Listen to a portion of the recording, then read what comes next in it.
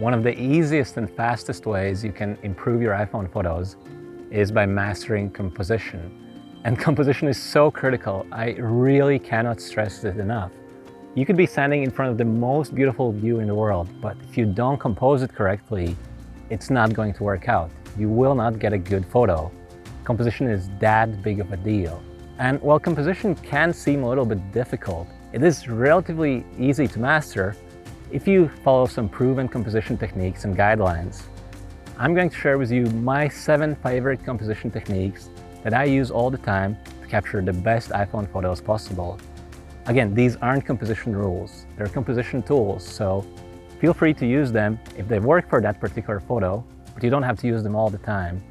However, if you know these composition techniques, they'll make a big difference when you're out there on your own looking for photo opportunities, because you'll already know what to look for. All right, let's get started.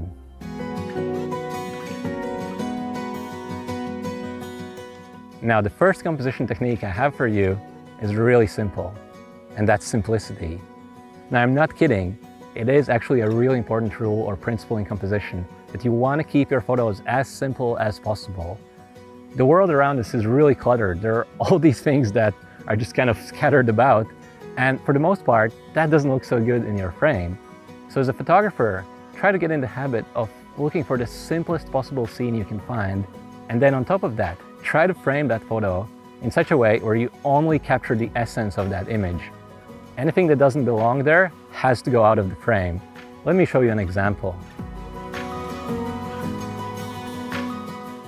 So here I've framed up this beautiful oak tree in the middle of grain field. Now you'll immediately notice that I have a bit of a problem at the bottom, so that is actually my own shadow. I know I don't want that. So I'm going to reframe the shot so that the shadow goes out. And now look at this. It is as simple as a shot could possibly get. All we have here is a single oak tree in the middle of this huge field, and that actually looks really good. Now, it is a regular tree. There's nothing special about it. It's not too big, it's not too unusual, it's just a regular tree. But because I framed this tree in such a simple composition, and because I've eliminated all possible distractions, all I have left is a simple, beautiful image.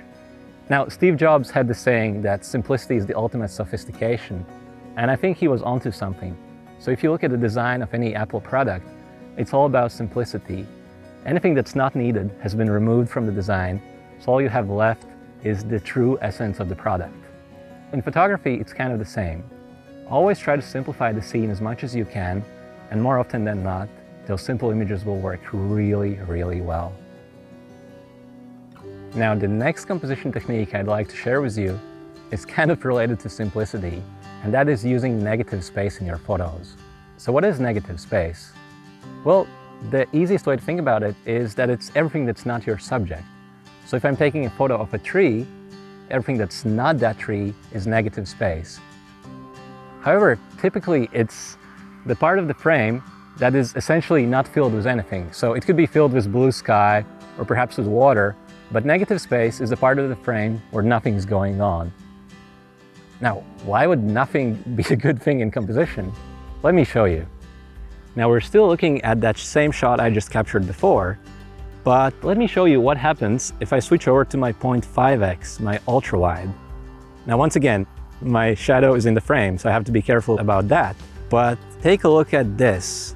If I reframe the shot in such a way where all we have is this closest oak tree and then that other oak tree more in the distance, I can create something really interesting and it looks kind of cool.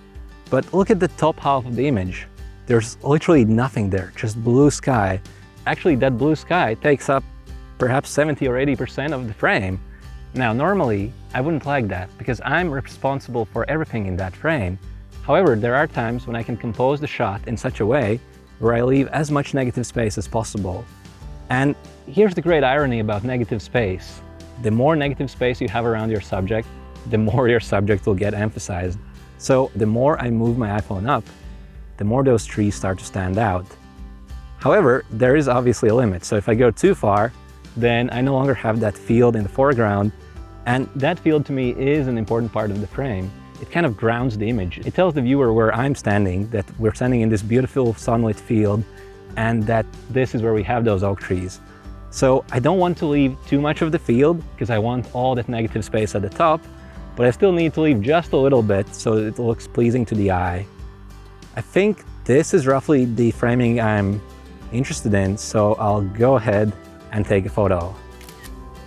Now, if you look at this image, I think it really turned out interesting. You'll notice that most of that image is actually empty. We have so much negative space above the trees, and yet those trees stand out even more because we have all that negative space. And in general, negative space can be a really powerful tool in composition. It goes hand in hand with simplicity, because the more negative space you have, the simpler your image will be. I recommend that you practice both of these composition guidelines. If you do so, your images will definitely get better.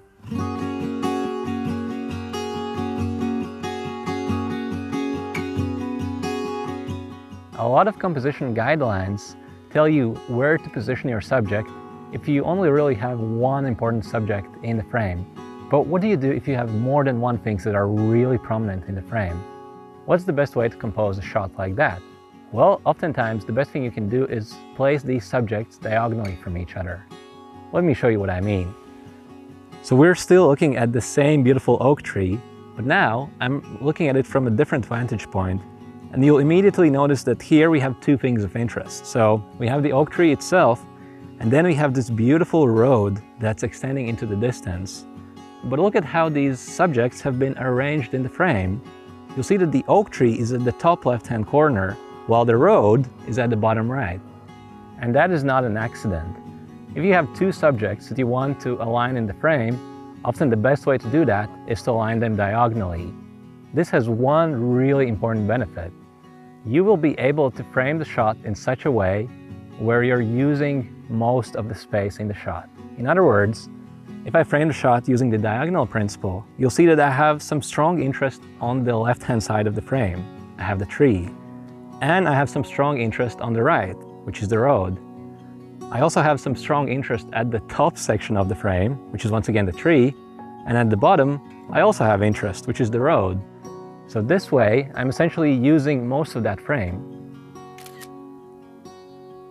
So this is almost the opposite of the negative space guideline. When you're shooting photos with negative space, you're intentionally leaving large sections of your frame blank to draw more attention to your subject. Well, here I'm kind of doing the opposite. I'm trying to fill the entire frame with interest, and if I'm working with two subjects, the best way to do that is to align them diagonally in the frame. If you frame your shots like this, you'll often get some really interesting and really powerful compositions.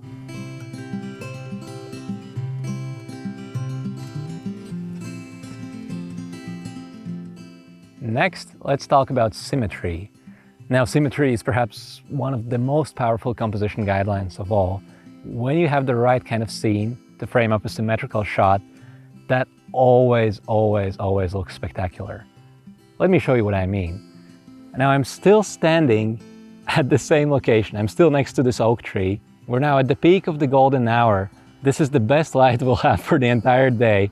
And I don't think it's going to get better after this point because the golden hour is almost over. So I will stop talking and I'll show you how symmetry works in composition. Now you'll notice that I have this road going through my frame from the foreground all the way into the background. And I framed up this shot in such a way where the road is perfectly symmetrical. And that is not an accident. If I just move a tiny bit to the left, you'll immediately see that I've lost that symmetry and it no longer looks the same. So the trick to getting a symmetrical composition is standing exactly in the middle. So if I'm taking a photo of the road, I want to be standing exactly in the center of that road. If I was taking a photo of a building, I would be standing exactly in the center of that building. This is important. If you're using symmetry in your shots, you want to get it exactly right. If you get it kind of right, that's not good enough. That's not a symmetrical shot. So I'm going to adjust my frame to make sure that I get that symmetry exactly right. And you'll also notice that I'm using the top grid line as my horizon line. So above the top grid line, I have the blue sky. Below that, I have the road. Now, take a look at what would happen if I didn't have that road at all. If all I had was just this field, you'll immediately see that the image is not working at all. There's nothing to catch the interest of the viewer. all we have is essentially two colors. So that doesn't work. But because we have this road and because we have that symmetry, I can actually capture a beautiful photo. So before I press the shutter, I'll experiment with different heights, and you'll see that as I go lower, I kind of start to lose that road. It is now coming in from the sides of the image, so I don't want that. As I go higher, actually the road becomes more prominent. And for this specific image, since it's all about that road, I have to be just a little higher than normal. So I think this height works really well, and it really amplifies that road. So now that I'm happy with the framing, I'll go ahead and press the shutter. And look at that. Even though this composition is so simple, it's also extremely powerful. We have these really strong lines, these strong leading lines, leading the eye all the way into the distance, and the shot is perfectly symmetrical, which looks really, really good. But let me quickly show you what happens if I switch to my 0.5x, my ultra-wide lens. Look at what happens to the foreground. As I switched from 1x to 0.5x, that foreground got bigger and more prominent. So now I'm seeing all that grain even better. And number two, the road got even longer. So even though I'm taking the same shot and the composition is kind of the same, what's not the same is how the foreground relates to the background. Now I think that 0.5x actually looks really interesting, and I'm really happy to include those sunlit grains in the foreground. So I think it's just another detail that makes this photo even stronger. So let me carefully adjust my framing to make sure I get that symmetry exactly right. And once I'm there, I'll go ahead and press the shutter.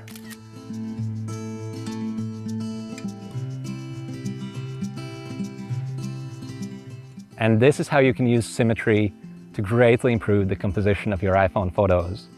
It doesn't always work. You can't use it in every scene, but when you have something that's already symmetrical, going for symmetry will often be the most powerful composition you can possibly use.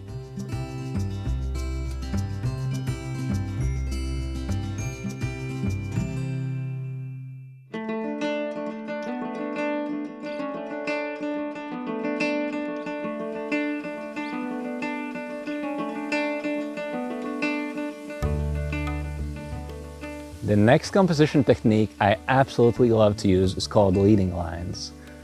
Leading lines are any strong lines that a viewer is going to notice when they're looking at your images. Some of the best leading lines come from the foreground of the image, and they lead the eye of the viewer towards the background, or even better, towards your main subject. Let me show you an example. Right now, you'll see that I'm standing on this wooden pathway that goes through a lake, and it's a really interesting, really unique place. And you'll notice that I have a strong line, or I should say a set of strong lines, going from the foreground all the way to the background. So those are leading lines. But you'll also notice that I have these hand railings on both sides of me, and watch what happens if I start to get lower. You'll see that those hand railings start to become more and more prominent, and at some point I can frame the shot in such a way where I have really strong lines originating from all the corners of the image. And that looks absolutely stunning. Now, to make sure that this is exposed properly, I'll quickly lock exposure on the sky. And now I'm going to make some final adjustments to the framing. I want to be really careful to frame this in such a way where those lines at the top are originating exactly from the corner. And with leading lines in general, it's a good idea to have them originate from the corner of your image. It's not always possible, but if you have a strong line that's close to the corner of the frame, make sure it comes out exactly from the corner. So now that I'm happy with the framing, I'll go ahead and take a photo. And look at that. I'm really happy with how this turned out, but I think I could further improve this image if there was a person in the frame, because then all those lines would be leading towards that person. Now I know that every now and then someone walks by here, so if I just wait for a moment, I think I could get an even better shot.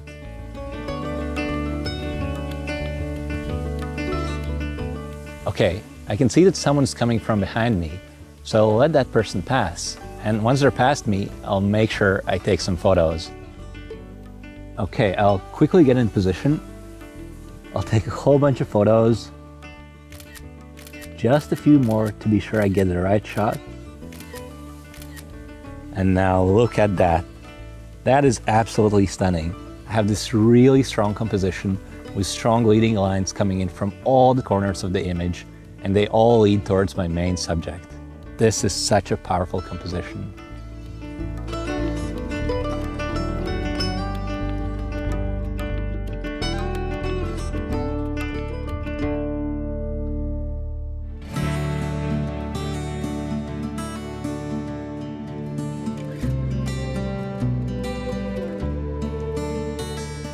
Another great composition technique I like to use is repetition. And this tends to work really well when you're shooting man-made objects. For example, if you're taking photos of architecture, let me show you how you can use repetition in your photos. So right now you can see that I'm standing on this little street in the old town of a small Latvian town, and here on the left I have this beautiful old building. And what really attracted me to this building were those windows on the top floor. So you'll see that these windows have these structures that kind of come out of the roof, and we have 5 of them. And to me, that shows the potential for a really strong composition. So I want to make the shot all about those windows on the top floor. So how can I do this? I'm gonna start by switching to my 2x, my telephoto lens. And you'll see the 2 things are happening. 1, I'm much closer to the building, and I've kind of eliminated everything else that's not the building. And 2, now the building is compressed together. Since I'm using the 2x, the end of the building now appears closer to me because of how compression works. So I'm quite happy with this 2x view, but I think I can improve this framing even more. And normally I like to say that composition is a game of inches. Well, here we're not talking inches, we're talking millimeters, because I want to be sure that I include everything that I want to include in the frame, and everything that's not relevant has to go out. So one thing that's really going to improve this photo is if I don't show the end of the building. And this is kind of counterintuitive, but if you have a long building like this with a lot of repetition, if I don't show the very end of the building, you get this sense of a never-ending building. So because I don't show where the building ends, that leaves room to the imagination to kind of draw this building out even further. And in the photo, it looks like the building never ends. So that's a really great technique when you're dealing with a composition like this. I also want to make sure I leave just a little bit of room around that door on the left-hand side, but I can't leave too much space there because there's this chimney at the top left, and I want to make sure that that chimney is not in the composition. So once I've adjusted the framing carefully, I'll go ahead and press the shutter. Now I'm really happy with the shot we just captured. I think it manages to show the repetition really, really well. But you'll also notice we have these really strong leading lines leading from left to right, and all these lines kind of converge on the right-hand side of the frame. And if those lines led to a subject, that would be even better. So I'll wait here for a moment until someone comes along, and hopefully that way I can take an even better photo.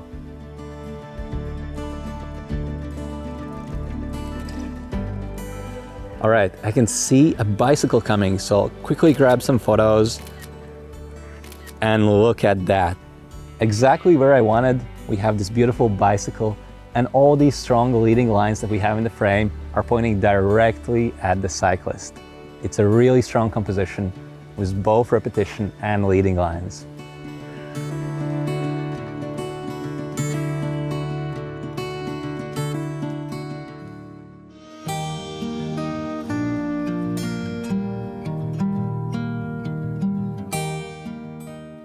And finally, the last composition technique I want to share with you is simply filling the frame with the thing you're taking a photo of. This works particularly well if you have a strong texture or a pattern. I'm standing in front of this old green wooden wall, and the paint is peeling off, so it hasn't been painted for a long time. And for me as a photographer, that gives a great opportunity to capture interesting textures. Let me show you. If I open up the camera app, you'll see the wall I'm standing next to. And the first thing I'm going to do is switch to my 2x telephoto lens. If you're shooting close-up details like this, I recommend using the 2x lens if you have that available. Now you'll see that with the telephoto lens, I'm actually so close to the wall that I no longer see the building, I no longer see the individual planks that make up the building. All I see is texture and patterns. And on this wall, literally without moving my feet at all, I could probably find dozens of unique texture photos. Let me show you. Now this is already an abstract pattern, but I think I can make it more interesting if I get even closer. So as I get closer and closer, you'll see this paint really start to stand out. So I'm going to go ahead and take a photo right here.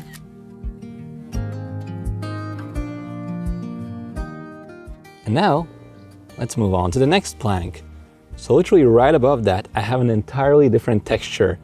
This looks like little cubes, and it's really, really interesting. So once again, I'm just gonna move my iPhone around for a bit until I find what I think will make a good composition, and I'll go ahead and take another shot.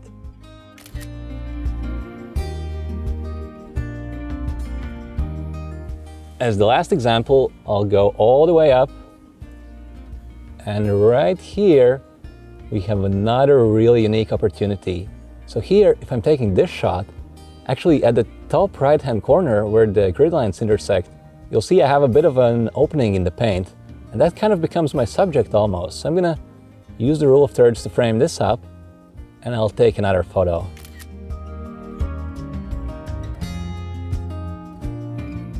Now, as you can see, I could probably spend all day in front of this wall, and honestly, I would not run out of unique photo opportunities.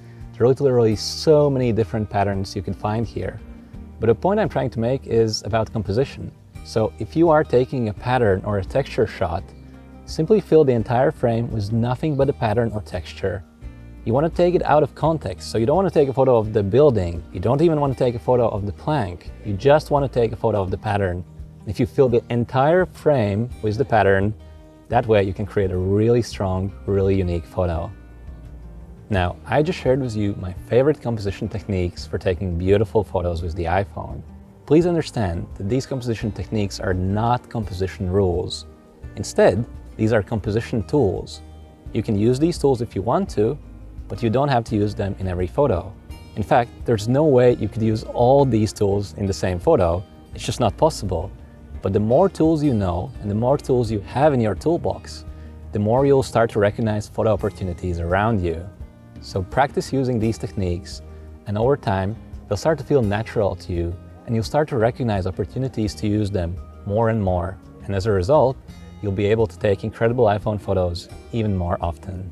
This video was a free preview of my iPhone Photo Academy online course.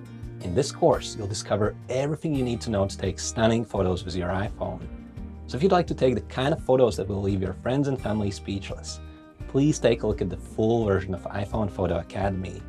You'll find a link in the description right next to this video. So click on that link right now, and I'll see you inside the full version of the course.